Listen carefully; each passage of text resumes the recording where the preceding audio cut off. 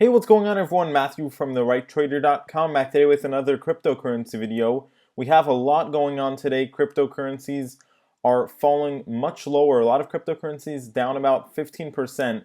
And I'm going to tell you why this might not be that big of a deal. So there's a lot of FUD going on with Korea. That came out today. Apparently, one of its biggest exchanges, Upbit, is accused of fraud. And what's important to keep in mind here is we've seen this type of stuff happen many times over and over again. And what tends to happen is there's some kind of concerns that comes out that creates FUD. The media blows things out of proportion and it makes cryptocurrencies crash. Not even 2 weeks later, cryptocurrency headlines become more bullish again, and it's like if nothing ever happened. I think that this time will likely be similar, and the fundamentals, in my opinion, here are still intact. So that's why I'm not too concerned about it.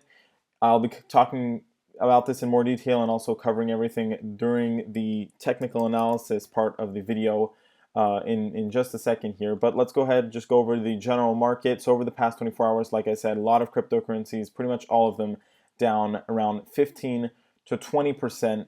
And don't forget to follow me on Twitter for live cryptocurrency market updates. Also, make sure to check out my cryptocurrency buying opportunities. Link to both those things in the description of this video. And let's get started with the news. So first off, Korea Upbit. The irregularity being investigated is in regards to liquidity issues. The issue involves sharing and pooling liquidity with other exchanges.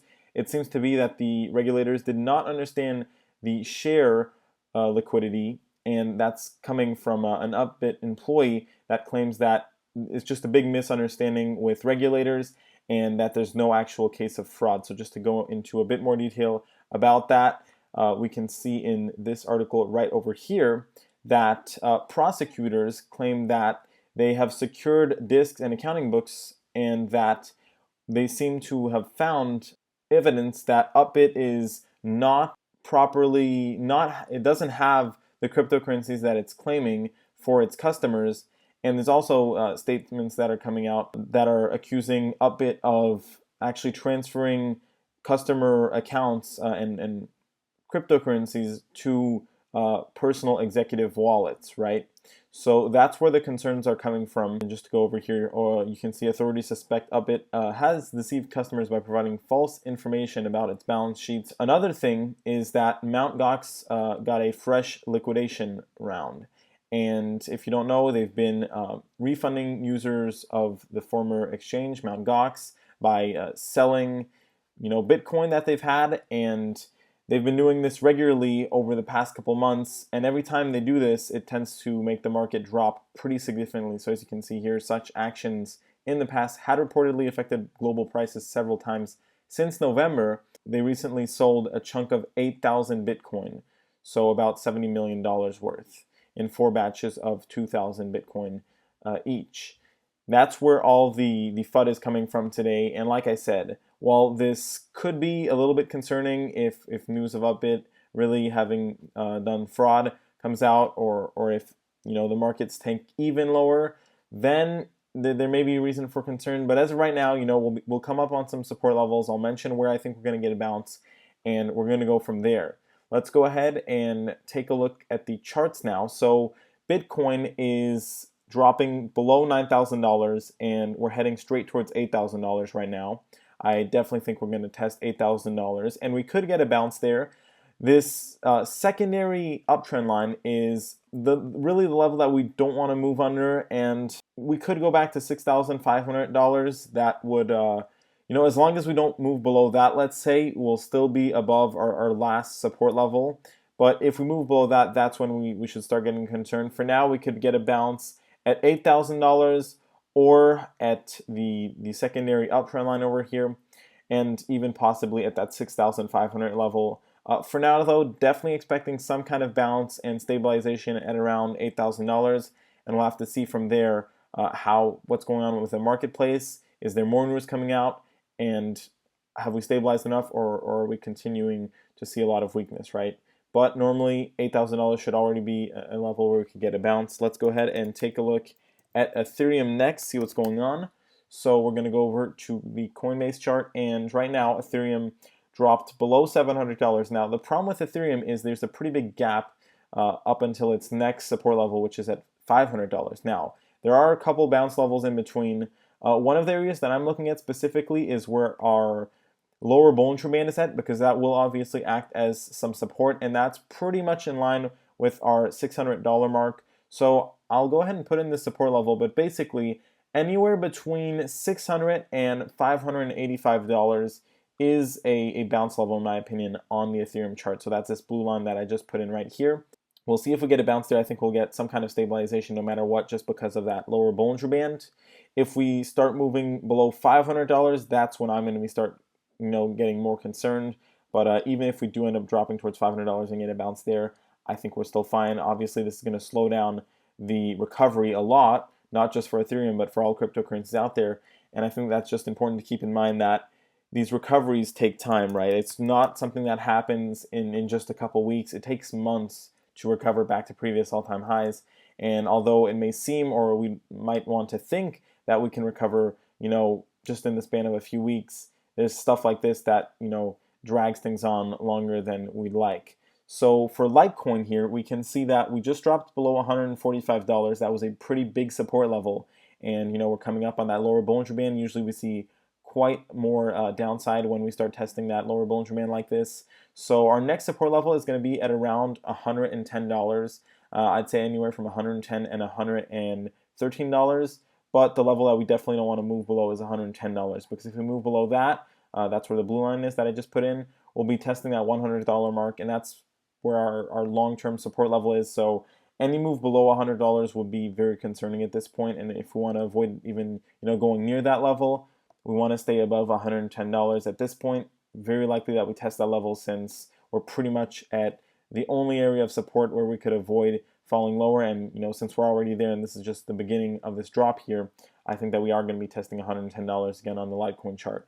Let's go ahead and take a look at Ripple next, and see what's going on. I'm actually going to not forget. Let's go ahead and load the Ripple chart, however, and go over to Nano. So Nano is right now at 70,000 Satoshis. That's fine. That's where we're consolidating. Previously, we put in quite a big base there. So ideally, we don't want to move below that, because that will remove a lot of the strength that we built up in this area. And if we move below 70,000 Satoshis, I think we'll most definitely be testing 60,000 Satoshis. And a move below that would push us down to 50,000 Satoshis. We're still okay as long as we don't move below 60,000 Satoshis.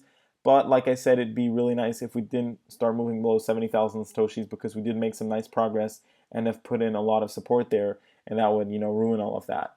Hopefully we'll be able to remain above 70,000 Satoshis, but definitely not guaranteed at this point. There's a fair chance that we see 60,000 Satoshis at least.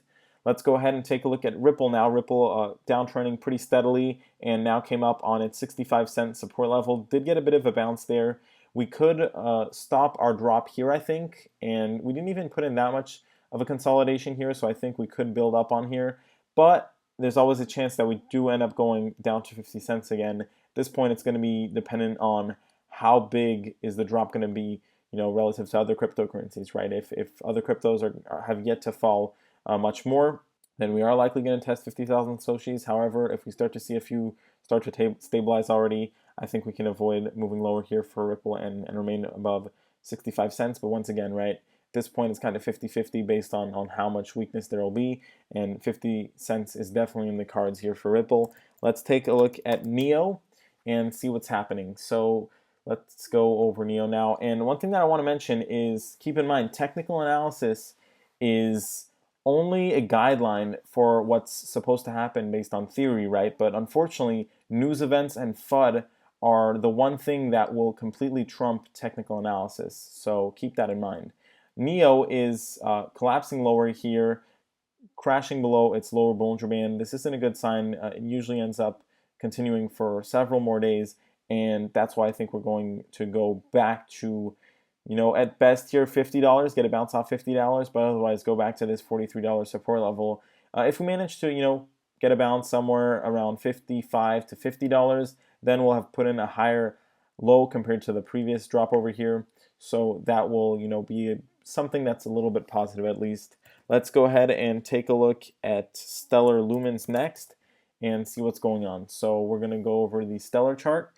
Now, Stellar actually got a pretty nice bounce here, a long lower wick. So this could be a sign that we won't really be falling lower.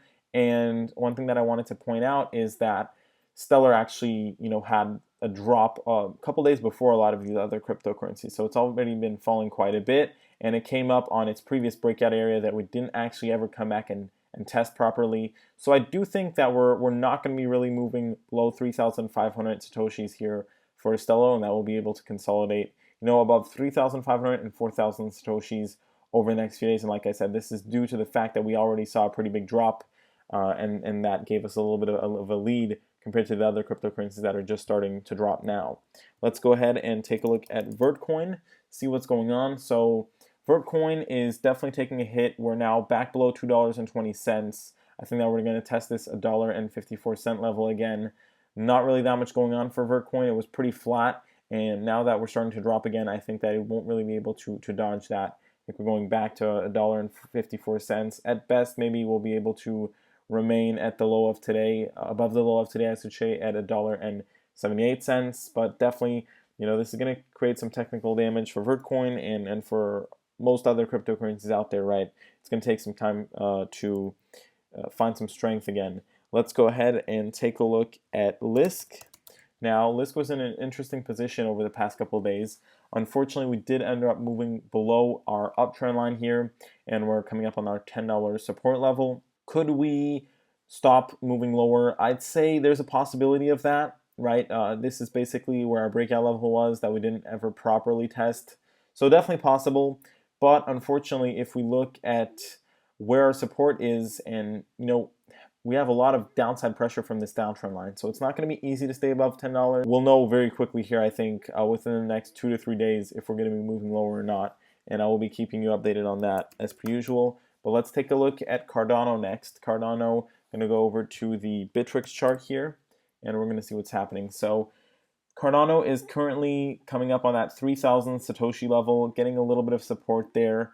I think that there's a good chance that we do end up getting a drop down to 2,500 Satoshis at this point. I just don't feel like it's the end of the drop for Cardano here. Let's go ahead and take a look at Iota. Now, Iota is our last cryptocurrency of the daily crypto update. We are moving back under $2. We lost our $1.91 support level. So at this point, I say it's pretty safe to say that we're going to be testing $1.47 again. The good thing with that is that we'll really be able to put in a base after this, but we never tested that breakout area really. So we need to close this gap here, and that's why I think we're going back towards $1.47. But I am hopeful that we'll be able to remain above that level over the next week, 2 weeks, maybe 3 weeks at the most, at this recovery / consolidation. We'll need to be able to start moving higher again. With that being said, thanks for watching, and I'll see you next time.